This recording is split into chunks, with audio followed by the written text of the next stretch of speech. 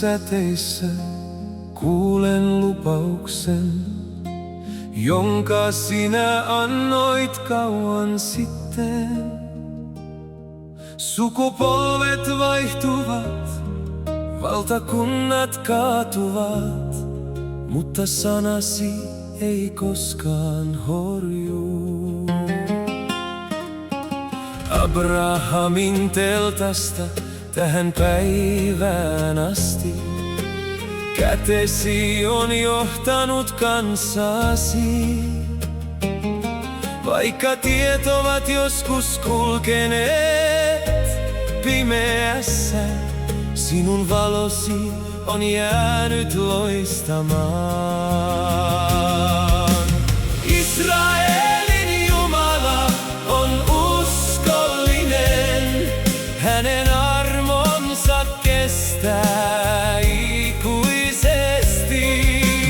Israelin Jumala on uskollinen, hänen liittonsa ei raukea koskaan.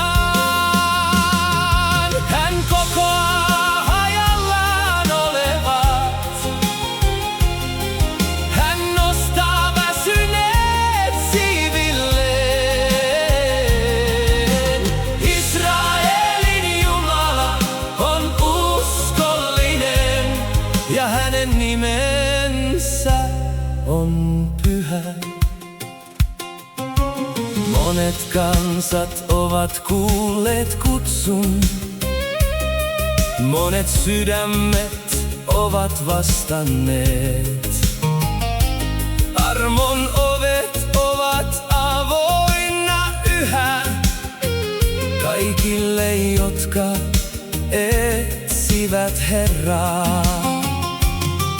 Sama Jumala, joka Sionia varjelee, kutsuu kansatkin pöytäänsä.